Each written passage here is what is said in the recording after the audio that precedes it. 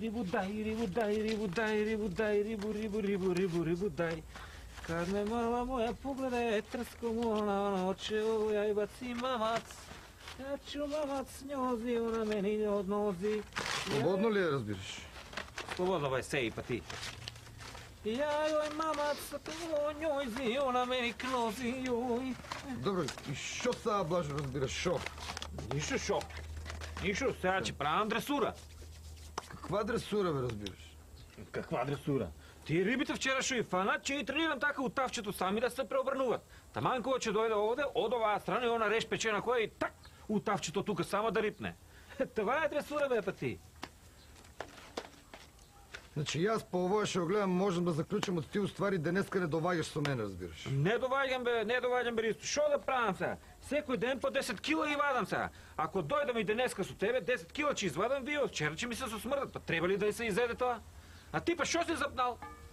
Море, шо да правим, шо съм запнал, разбираш. Ти всеки ден одеме заедно на риба, на 5 метра сме на реката, разбираш. Ти 10 кила риба и аз со пениса у раката да ми простеш широкия аудиториум, разбираш.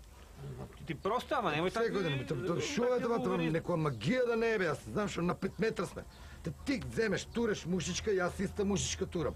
Ти исто фърлеш и аз исто фърлям. Исто чекаш, исто чекам.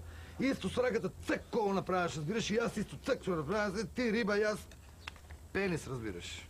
Има сега некои работи тука, трябва да се измарифетат. Шо да правим, бе, Блажо, разбираш, как?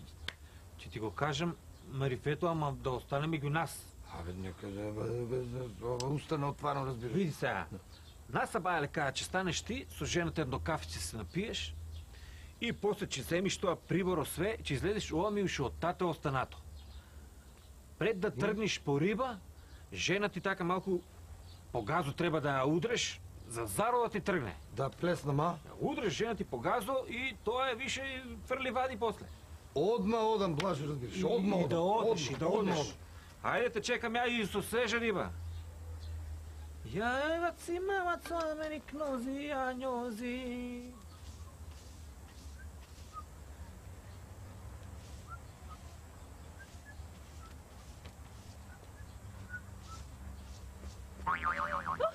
Zo bij komst je pak voor die wa?